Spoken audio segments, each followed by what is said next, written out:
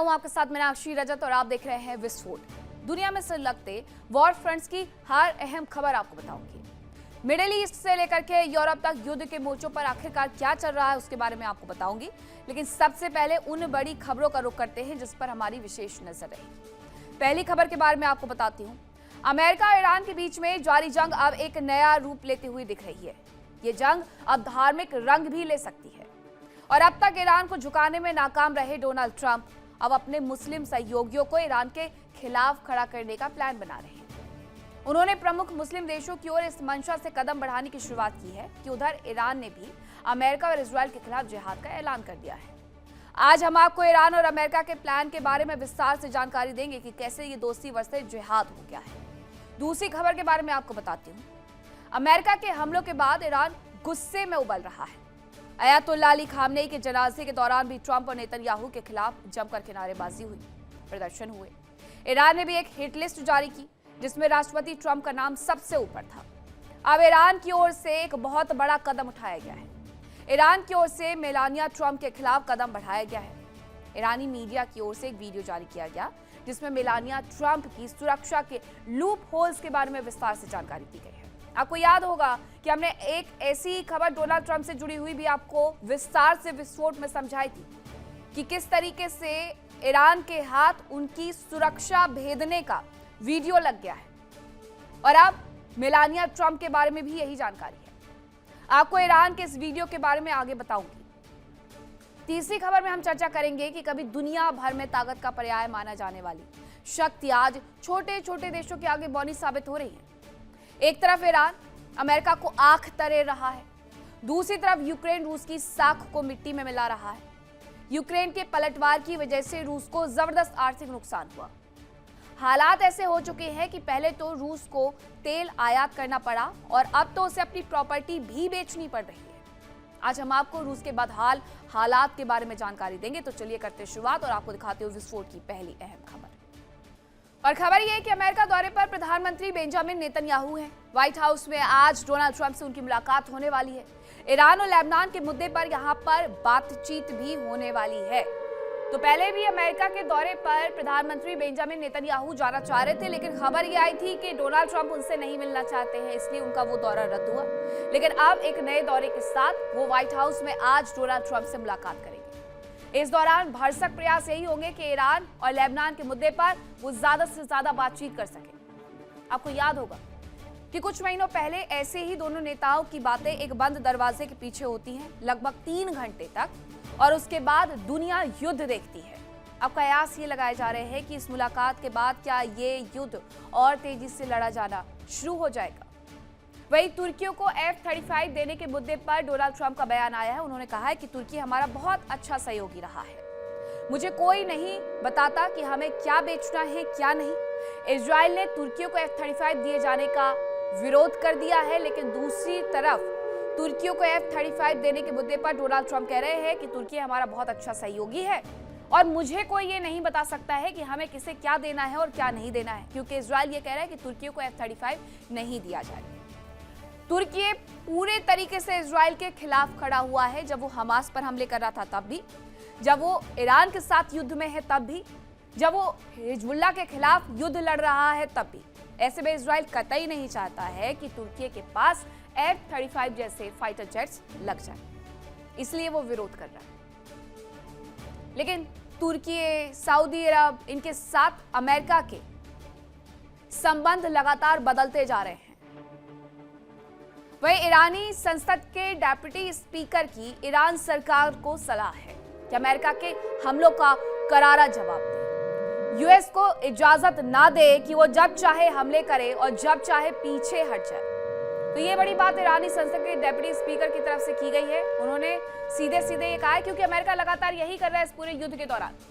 जब उसका मन होता है वो हमले करता है, जब उसका मन होता है वो बातचीत करता है, जब उसका मन होता है वो सीज फायर करता है। डेप्यूटी स्पीकर कह रहे हैं कि इस तरीके से ईरान ही अमेरिका को दरअसल इजाजत दे रहा है कि वो जब चाहे हम पर हमले करे और जब चाहे वो सीज फायर के नाम पर पीछे हट जाए, तो कम से कम ये मत करिए। डेप्यूटी स्पीकर ने बहुत स्पष्ट कह दिया है। मिडिल ईस्ट में अमेरिका और इजराइल का ईरान के खिलाफ युद्ध अब एक नए मोड़ पर पहुंच रहा है। अब तक अमेरिका ने हर तरह का पैंतरा आजमा लिया है, लेकिन उसे कामयाबी नहीं मिली। ईरान झुका नहीं, लेकिन अब यह जंग इस्लामिक देश बनाम इस्लामिक देश की हो सकती है। जहां एक तरफ अमेरिका अपने इस्लामिक सहयोगियों को ईरान के खिलाफ तैयार करने की कोशिश में है, तो वहीं मुस्तफा ने भी जिहाद का संदेश दे दिया है।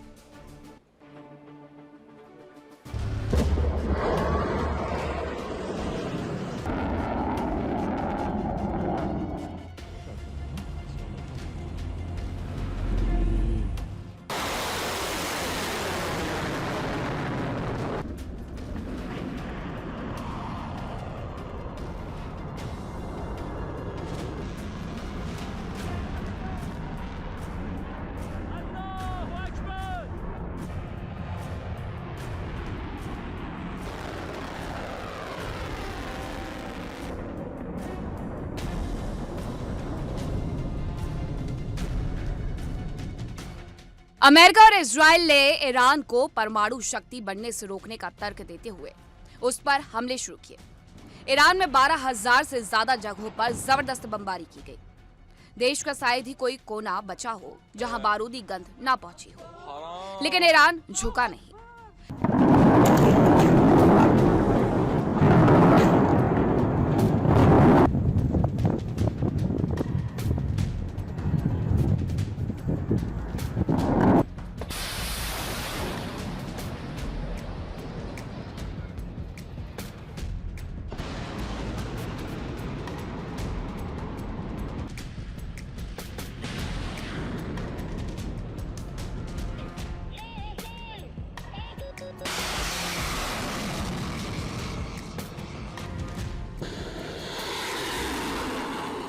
ईरान ने भी जबरदस्त पलटवार किया। मिडिल ईस्ट में मौजूद अमेरिकी सैन्य बेस को तबाह किया। मिडिल ईस्ट के देशों के अहम ठिकानों को बर्बाद किया। उनके कारोबारी ठिकाने नेस्तनाबूद किए। इजराइल में तो भारी तबाही मचाई। ईरान की क्लस्टर बम वाली मिसाइलों ने इजराइल में भारी बर्बादी लेकर के आई।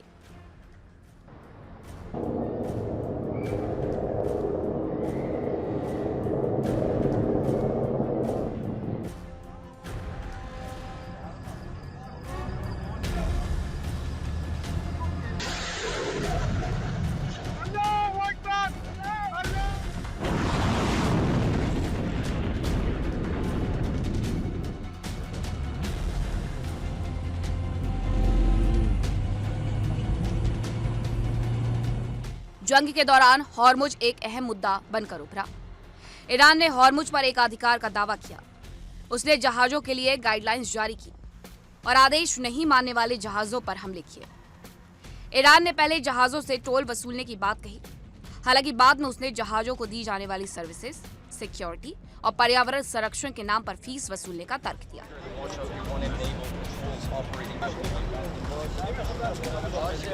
Şu an TRT ekibi olarak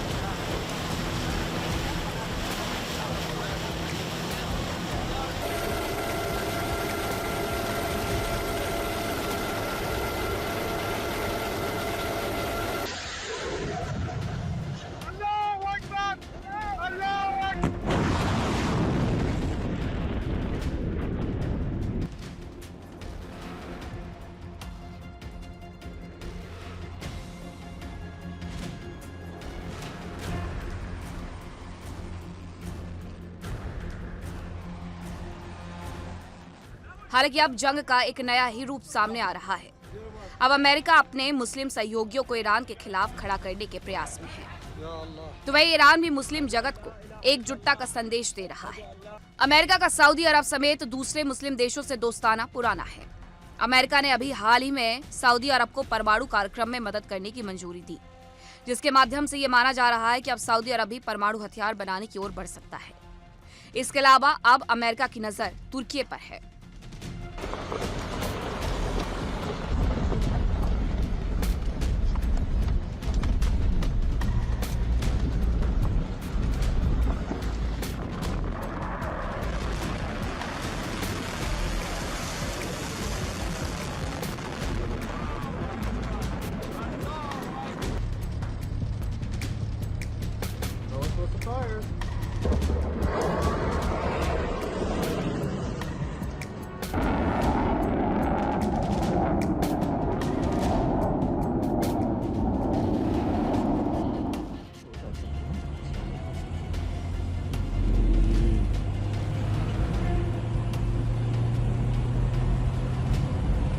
Wow.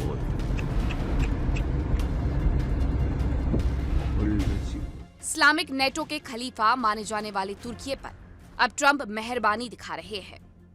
Israel की आपत्तियों को खारिज करते हुए अब ट्रंप ने तुर्की को F-35 फाइटर जेट्स देने का फैसला कर दिया है। ट्रंप ने दो टूक कह दिया है कि वो अपने सहयोगी देशों को कौन से हथियार बेचेगा, इसका फैसला कोई दूसरा देश नहीं कर सकता। बताया जा रहा है कि साल 2019 में अमेरिका ने तुर्की को F-35 कार्यक्रम से बाहर कर दिया था। इसकी वजह रूस था। दरअसल तुर्की ने रूस से S-400 एयर डिफेंस सिस्टम खरीदा था। इसके बाद अमेरिका ने उस पर कई प्रतिबंध भी लगाए थे, जिनमें स्टेल्थ फाइटर जेट नहीं बेचना भी शामिल था।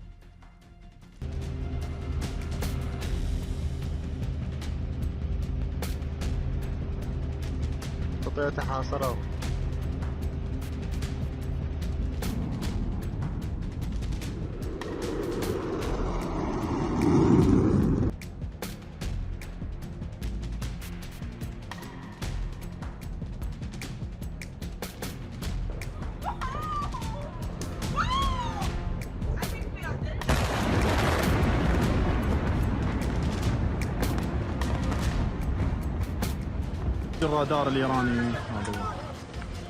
هذا البرج.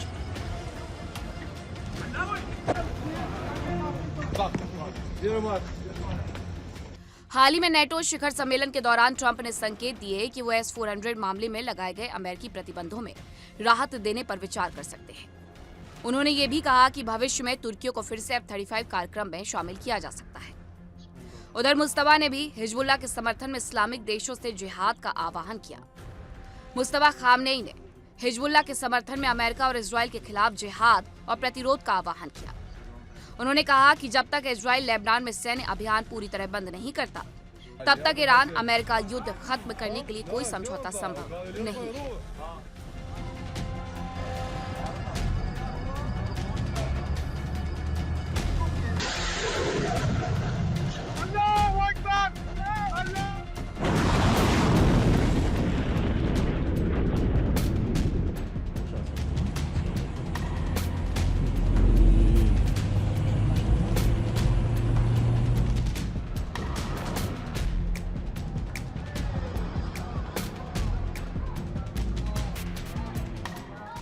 मुस्तफा खामनेई ने हिजबुल्लाह को पूरा समर्थन देने का ऐलान किया।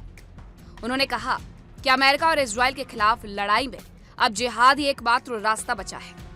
उन्होंने ये भी कहा कि जब तक इजराइल लेबनान में अपने सैन्य हमले पूरी तरह और बिना किसी शर्त के बंद नहीं करता, तब तक ईरान और अमेरिका के बीच युद्ध खत्म करने के लिए कोई समझौता नहीं हो सकता।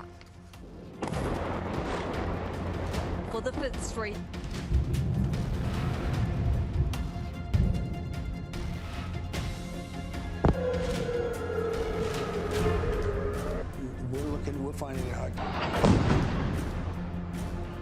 Allahu Akbar!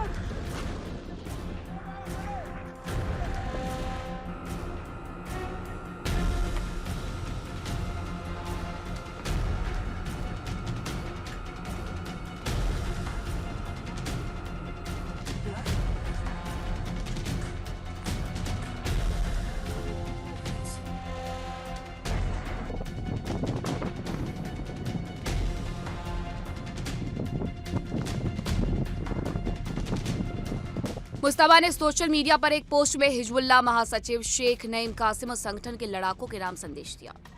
उन्होंने कहा कि ईरान हिजबुल्लाह की रक्षा को अपनी रणनीतिक जिम्मेदारी मानता है। उन्होंने मांग की कि इजराइल लेबनान पर अपने सभी सैन्य हमले तुरंत और बिना किसी शर्त बंद करे।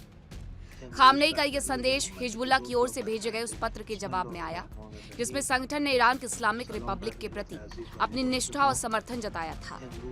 इसके जवाब में उन्होंने कहा कि अमेरिका और इजराइल का सामना करने के लिए जिहाद के अलावा कोई दूसरा रास्ता नहीं है। उन्होंने आरोप लगाया कि दुनिया के कई देश अब अमेरिका और इजराइल की नीतियों से परेशान हो चुके हैं।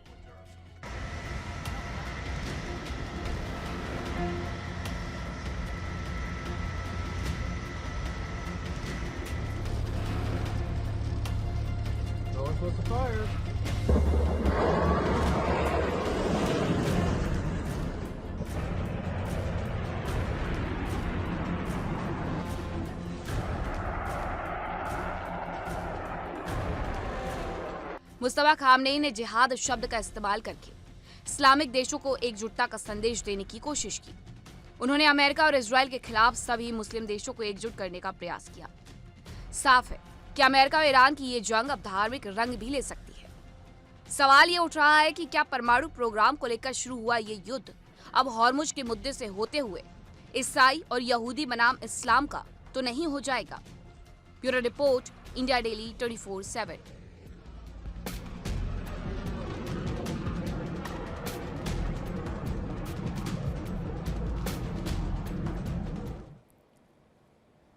तो एक तरफ जिहाद की बात हो रही है, एक तरफ दोस्ती की बात हो रही है, लेकिन सब कुछ मुस्लिम राष्ट्रों के बीच में हो रहा है। बहुत बड़ी खबर आपको बता दूं, जहां ईरान के हमलों का अमेरिकी सेना की तरफ से जवाब दिया गया है। ईरान के हमलावर ड्रोन को मार गिराया गया है। ईरान का ड्रोन गिराने की तस्वीरें भी सामने आई हैं। इराक के एरबिल में ईरान ने इस ड्रोन पर अटैक किया और उसे गिरा दिया है। ईरान के ऊपर हमले हो रहे हैं तो वह अमेरिका को जवाब दे रहा है और ईरान के हमलावर ड्रोन को मार गिराने का दावा एक तरफ किया जा रहा है, अमेरिका की तरफ से वो भी पलटवार कर रहा है। ये तस्वीरें भी कुछ सामने आई हैं जो इराक के एरबिल की बताई जा रही है, जहां पर ये ड्रोन गिरा दिया गया है। लेकिन ये आसमान सिर्फ और सिर्फ इस युद्ध की बानगी पेश करेगा कि किस तरीके से एक के बाद एक बड़े हमले एक दूसरे पर किए जा रहे हैं, चाहे फिर वो ईरान की तरफ से हो या फिर अमेरिका की तरफ से। वहीं एक और बड़ी खबर आ रही है, उसके बारे में भी आपको बता देती हूं। तो खबर यह है कि हूती के हमलों से आरामको को भारी नुकसान पहुंचा है। आरामको सबसे बड़ी तेल रिफाइनरी है। अब एक और रियाद में उत्पादन रोके जाने की खबरें सामने आ गई हैं। अल कतीफ के ऊपर धुआं देखे जाने की खबर आ गई है। आरामको पर अगर ये इतना बड़ा हमला कर दिया गया है तो अब सऊदी के तेल ठिकानों पर हलचल बढ़नी पहले से तय थी और अब आप ये मानकर के चलिए एक लंबे वक्त तक इन्हें ठीक नहीं किया जा सकता है। एक लंबा वक्त लगने वाला है आरामको को ठीक करने में। अब कैक और रियाद में उत्पादन रोक दिया गया है। अल कतीफ के ऊपर धुआं देखा गया है। सऊदी के तेल ठिकानों पर हलचल एक बार फिर से तेज हो गई है, क्योंकि इस युद्ध ने पूरी दुनिया को यह तो बता दिया है कि मिडिल ईस्ट से अगर तेल नहीं आया, गैस नहीं आई, तो दुनिया भर संकट में घिर जाएगी। फिर चाहे वो पश्चिम एशिया हो, दक्षिण एशिया खुद भी हो, या फिर यूरोप के अन्य हिस्से। खबर एक ये भी है कि ईरान का ट्रंप परिवार के खिलाफ बड़ा कदम देखने को मिला है। ईरानी मीडिया ने मेलानिया ट्रंप का एक वीडियो जारी किया है।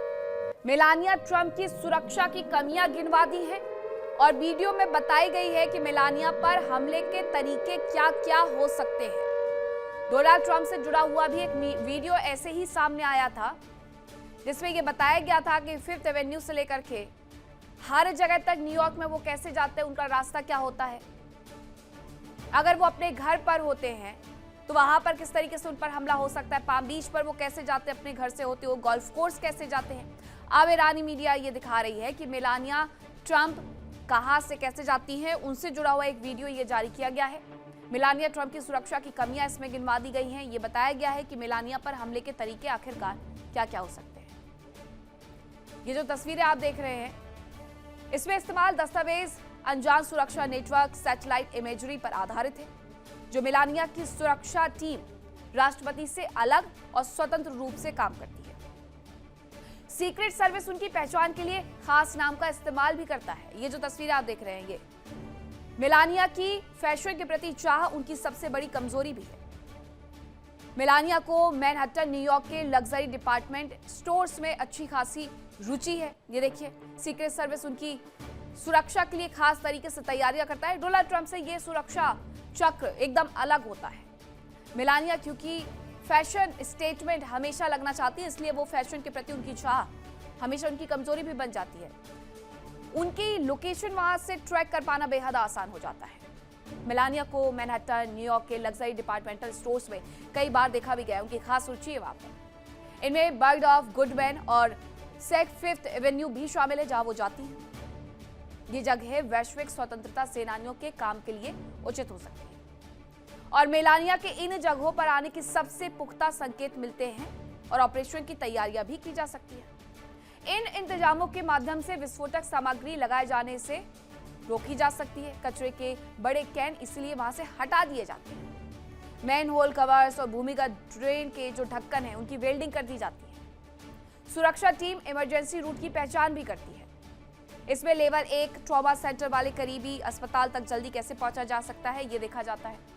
सुरक्षा टीम इमरजेंसी के हालात में स्थानीय मददगार भी उनसे संपर्क में रहते हैं। सुरक्षा टीम को अस्पताल के कर्मचारियों की जानकारी भी रहती है और ये तमाम संकेत मेलानिया की मौजूदगी के संकेत दे देते हैं कि मेलानिया ट्रंप आने वाली है।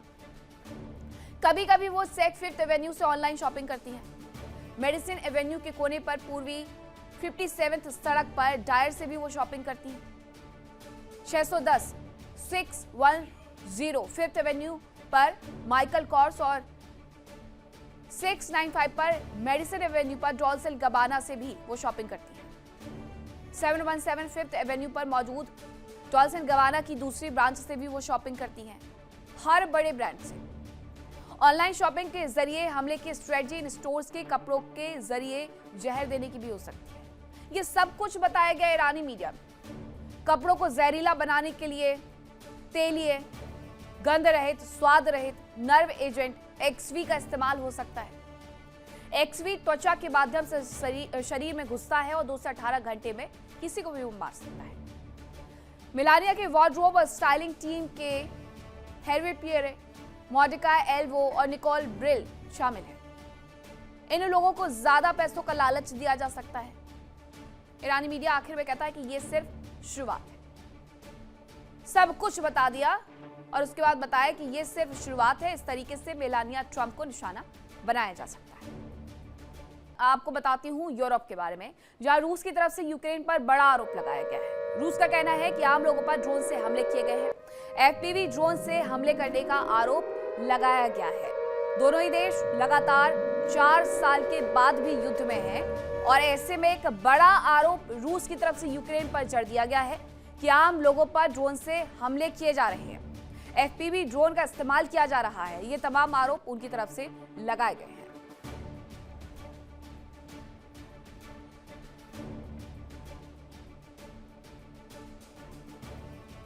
तो विस्फोट में आज के लिए इतना ही। कल फिर होगी मुलाकात कुछ नई खबरों के साथ। रुक रहे छोटे से ब्रेक के लिए, कई बज जाएगा। खबरों का सिलसिला लगातार जारी है। देखिए इंडिया डेली 24/7 अब आपकी स्मार्ट टीवी पर। इंडिया डेली मौजूद है सभी डिजिटल प्लेटफॉर्म पर लाइव और लगातार। इंडिया डेली 24/7 हर दिन राष्ट्र को समर्पित।